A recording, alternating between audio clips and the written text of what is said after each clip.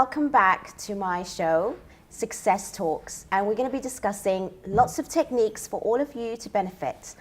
And with me today again is Mr. Abbas Sadeh. Hello. How are you? I'm very well. How are you doing? Not too bad. Are you ready for today's episode? Ready to go. Ready to go. Okay, how's things been going so far? Yeah, it's been good. It's been busy periods for me. Okay.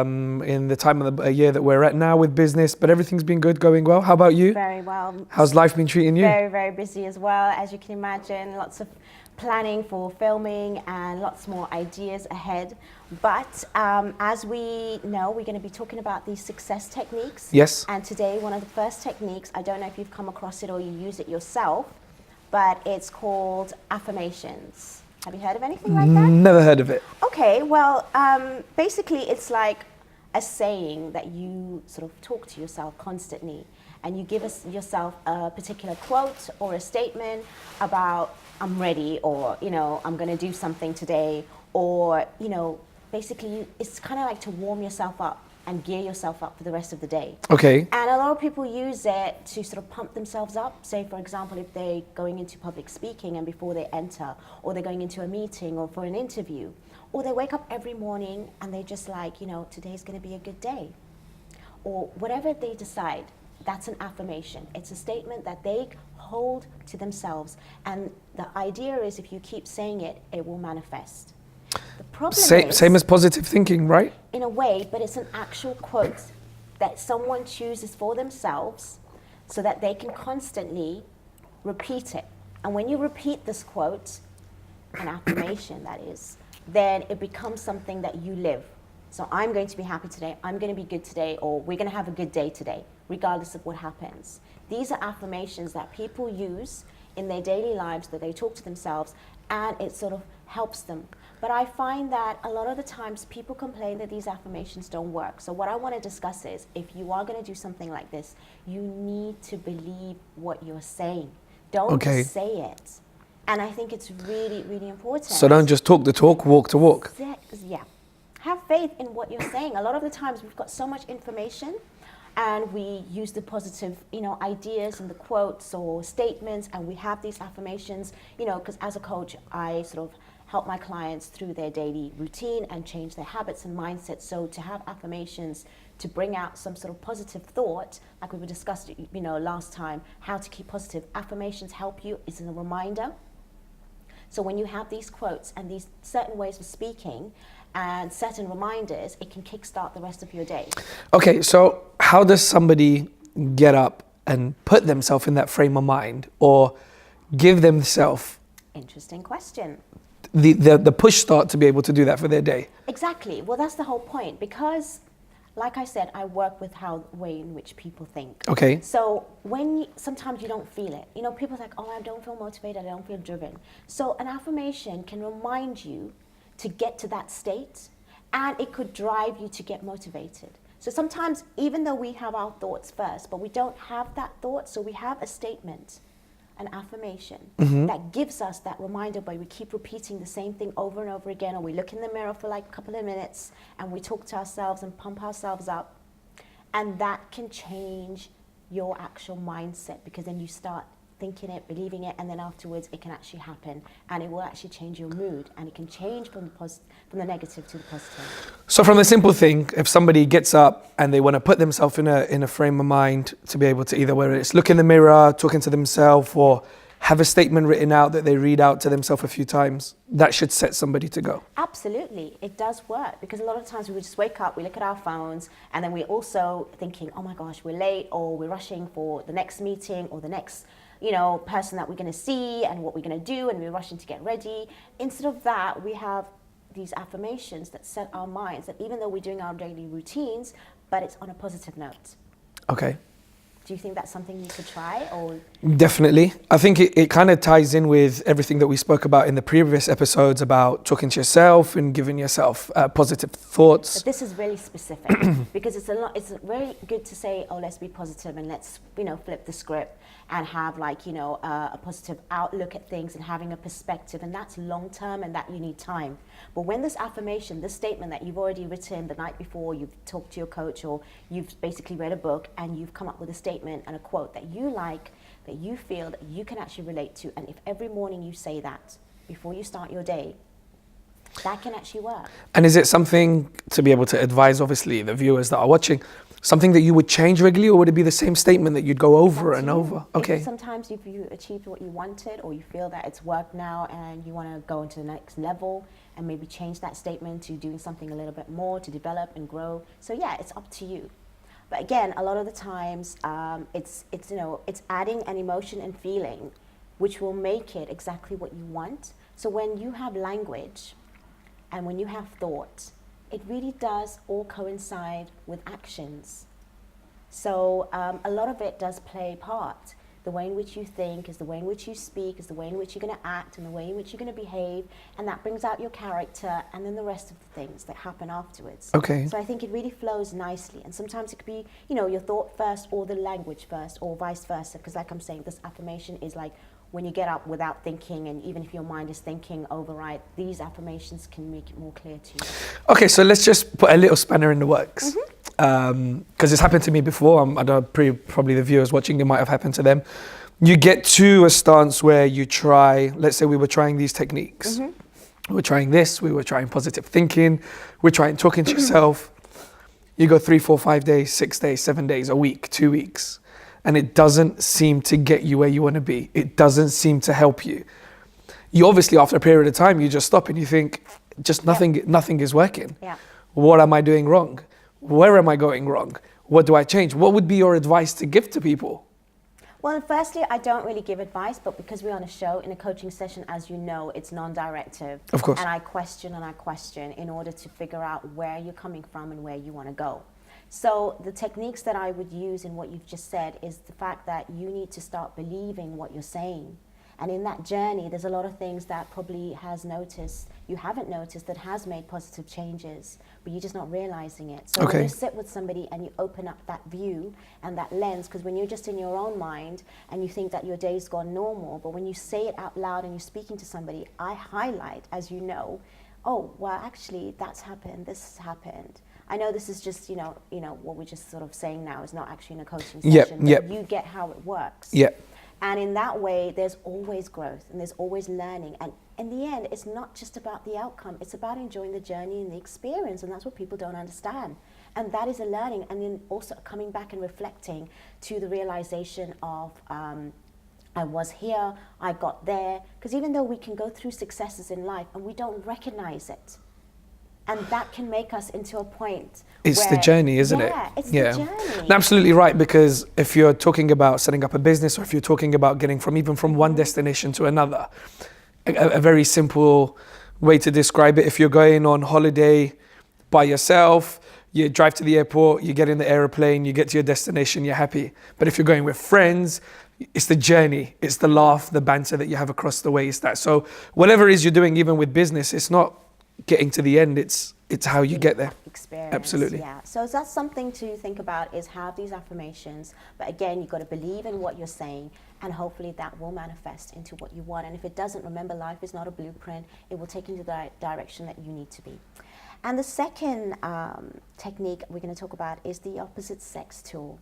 Okay. And in business, we deal with a lot of people, and a lot of the time we have to change according to different characters. But it's good to know the opposite side of yourself, the opposite gender, to understand how they think, how they feel. Like with your experience, have you noticed any differences, or do you treat everyone exactly the way it should be? Well, obviously you try to treat everybody exactly the same, but in the line of businesses that I've been in, the automotive industry, it's mainly dominated by male gender in the industry. However, there have been some really powerful women that I've seen in the automotive industry and within my working relationship. So starting off from when I started at BMW, my first direct managers I ever reported to were females, and you could see that the power that they had, and then obviously turned into males and into females again. My previous director before I started my own company was also a female as well. Did you find yourself acting differently around females to males, do you think? It's a bit hard because I think we've spoken about this before. I think you adapt to different environments, and we spoke about this on previous shows. So you do it subconsciously. Subconsciously, yeah, but I don't think it's to do with male or female. I think it is the conversation that you're having or the meeting that you're having or what you're talking about, you'd adapt to that automatically. Whether they're male or females, for me personally, I don't think it makes much of a difference. If a female director's in front of me and they're asking me a question, or a male director asks a question, it's really you're adapting to that question to be able to answer that regardless of who they are. Yeah, you might have a different way of communicating or interacting when you're talking. Yes. Yeah, 100%, absolutely. But it works in both ways, because I, for example, now in my company, I have a female that works for me who's my head of operations. And if I compare that to, for example, guys that have had work for me, it works completely differently, because In what way? because women do work completely different way to men do. Can you explain a bit more? Yeah, sure. So for example, I mean, quite obvious, I think everybody knows this, that if they don't, I'm gonna say this, women are just a lot more organized than men. Okay. Especially when it comes to like paperwork, to admin work, or to be able to get things done. They have a set plan, they have a routine, and they know what they're doing. I put my hands up myself. I'm a company owner. I don't put myself a routine. I don't put my set plan. I do what I need to do when I need to do it. However, I've seen that females, for example, they have a set plan, right? So in your experience, females seem to be more organized. 100% seem to be more Okay, organized, and they can absolutely. juggle. And they can definitely juggle a lot more. They seem to have a lot more patience than guys do also as well. So I think females obviously have that quality within the line of business, but I think in every different sector and every different line of business, it's completely different. Yes, and it depends on the person's experience as well. Regardless of gender, I think that their experience and the way in which they view things, this is one of the techniques I'm saying is the opposite sex tool, is about just learning about the opposite sex, so that you can have a better understanding of not just them, but identifying yourself as to how you carry on and how you are, so that you can actually, perform in a much more professional way. 100%, because I think each different sex has their own qualities that can they learn bring. from each Absolutely. other. So if you Yeah. can learn, for example, I've Yeah. learned a lot from my head of operations with the way that her thought process is when we're coming to close a deal, when we're coming to purchase a car, when we're looking at certain different numbers. Yeah. I've learned that, and I think vice versa. She's taken away, for example, stuff from me. Before that, when I was working for the other company, and the director I was reporting into, which was a female, she had amazing qualities that she did things in certain ways, which helped me develop me. And it goes back to, for example, when we said, look at role models and take qualities from everybody. She had certain qualities that I used to think, okay, I need to start doing this in my thought process when I'm moving Yeah. forward. So I think you can see, not a huge difference, but you can see a difference. So 100% it's good to be able to understand that, because it makes your working life a lot easier. For example, I have contracts with corporate companies or with hotels, and some of the people in charge of them are females. And it makes sense for me to be able to deal with that properly, because I've already learned from the females that I used to work with, or somebody that I work with now. So it's great to be able to pick that up and use that in your Do daily you think life. your personality changes, like a little bit more charming or less charming, or do you? I think feel- I'm always charming, to be honest. Okay, I only use that word because I feel that some of us have more of it than others naturally, and it can be. I used think to so, your definitely. advantage. I mean, the one thing that obviously I have learned, for example, working alongside a female or directly communicating with females, is, of course, females want to be treated equally and they want to be spoken to. And I do find that a lot of females hate it when you're calling them my darling or thank you, sweetheart. Right, Because so the language. there's the language, they take it Yeah. offensive. They're like, I'm more than just that. Like, I'm doing a course. business deal here with you. Yeah, so you need I'd- to take that into consideration. You need to take that into consideration. Like, Yes. I don't walk into a meeting with a CEO of a company and want to give him a spud or a handshake, say, what's up, my brother? Yeah, So why would I walk in and go, hi, darling, hi, sweetheart, how are you doing? Yeah. So it is the language that you use. course. And it is how that you treat them and how it makes the business connect. Because at the same time, if you walked into a room, you wouldn't want to be calling the lady darling or sweetheart, because you wouldn't expect for her to come into your office, if you're the CEO, for her to walk in and go, hi, handsome, how are you doing? Yeah. It's just very No, I unprofessional, get- and I it get that. it takes away the business entity So away. that's something to consider, but obviously, both male and female have their professional manners, and we have to be aware of it. And there are slight differences, and each can have their own and own their own. Absolutely. So the other sort of success technique is a chain of excellence. Let me explain that. That's methods of change behavior through reprogramming your mind. Okay. But that starts really, it's more, not so much your mind, but it's more the physiology. So how you breathe to match your excellent state of mind. A lot of us think that, our bodies doesn't really coincide with the way in which we think. But if you concentrate, a lot of us don't even breathe healthily and, normally, and that's what gets us to this anxiety or sort of like stress levels, because we're not actually focusing on our breathing. And when you actually learn more about mindfulness and being present, then you can actually pause and, when you take control of not just your mind, but your body, and you'll be able to get yourself calm by breathing slowly, or just, trying to get yourself into a state of mind where you are peaceful. Okay. So that is something, getting yourself into a state of excellence. When you get yourself into a state of excellence, you should be able to sort of train yourself that no matter if you get into any situation, it starts with the breathing, then your posture, and even the way you sit and the way you speak and whatever comes out comes hand in hand. And a lot of us don't really consider that. Again, we do things subconsciously, we do things out of habit, which is, something that we've just been trained to do for a long time. But when you want to perform on the top level, which is what we're discussing here, success techniques is for high performance, sort of careers that you want to get into, or become an entrepreneur, or be in your business, then all of these factors need to be taken into consideration.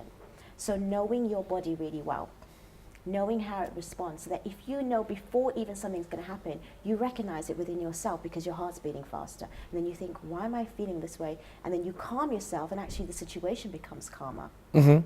So, do you feel like being in your sort of setting that you have control over your body and you recognize it? I'll be completely honest, guilty to be able to not control myself at certain different areas. I think it's depending on your character and the type of business that you're in. There are moments where I absolutely lose my rag and I don't know what I'm doing, I don't know how I'm acting, I don't know what I'm saying, because that split moment, I have lost it, whether it be because there's been an issue on the road, there's been an issue with a clientele, we've potentially upset somebody. So you do get that elements. But there are times when that happens where you're exactly right, your heart starts racing and you sit there and I think to myself, right, owner of the business, you've got people about to come to you. So you calm yourself? 100%. So you probably don't realize you probably do this, but you don't realize it. Now absolutely. I mean, now that you've drilled it down and you've explained it, it's making more sense. Absolutely. Yeah. It's making me more aware. Yeah. The next time something like this is going to happen, I'm going to be like, right, what are the techniques? You need to calm it down. But then, for example, for my position, and before I was owner of my own company, when I was a director for the previous company that I was working for, you knew something was going to happen. So you used to think, right, I've got a team of 20 people. They're waiting for me to come out and say either everything's okay, what's gone wrong, how are we going to fix it. So calm yourself down. Get it right in your own head first before you step out the room. So many of us do these kinds of things and we don't realize. But when you want to perform at an excellent level, because now you're aware of it, you can take yourself out of things so quickly. Awareness is so amazing. Again, like you're talking about the car, you've got this like extra wing mirror. You've got that extra perspective. You've got a way of having more control in any situation, and especially in business, because you've got to look calm even in those stressful moments, right? And you're facing customers, you're facing clients, whatever it may be, and you're in front of people that have a certain image of you, and you've got to hold that no matter what you're going through. So I think, taking control of your body and being in control of, the little things like the breathing and, understanding how your body works brings you onto a different level of, working under those pressures and also maintaining it. So I think that's something that we could definitely work on together as well. And we can think about. But is there anything else you would like to say? Because we've discussed 3 sort of techniques for this episode. No, I mean, just sticking on the last technique, I think that's quite important, because now that you've said that, you've got my mind thinking, and I'm just, for example, thinking of it from even, for example, home life situations. Oh, absolutely. Where you're at home and I've been, for example, left alone with my son and he's done X, Y, and Z, and you think, oh my God, you didn't just do what you just did.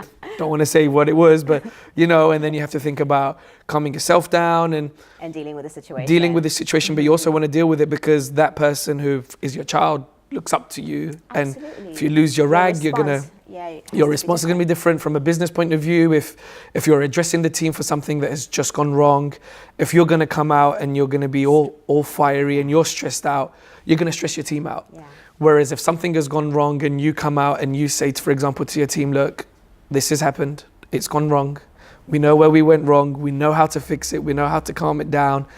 and we've just learned for us to be able to move forward. So it's obviously opened up more in my mind now, and it's going to make me more mindful when I'm going through certain things. That's what it's all about. It's just being more mindful. And when you are more mindful, that's the thing, we're not going to ever have these situations not happen. But it's being able to respond to it in a better way so that we can actually, not just for ourselves, but like you said, for the people around us. Because there's a filter as to how we act and respond in our families and our homes, and especially in business. And there's also an image that we have to portray to a particular, to a certain extent, to particular people. And especially being a company owner, you've got to be able to hold it together. So these techniques are for the top performers. So, and when you learn about these high performers in the industry, in business and entrepreneurs and whatever it is, they take control of their mind, their body, and everything. I mean, like you say, subconsciously, I realized throughout the last few series, the episodes, that these techniques, I have been doing it, but probably doing it without being aware of them. Now that when you are fully aware of them and you stop and you think about it, gives you more control. Absolutely that. So that's what it's about. Thank you, Abbas, for your insights and thoughts. My pleasure, thank you. It was really, really interesting to discuss this with you. And thank you for watching. We will be back with more success techniques in the next episode. Thank you. Bye.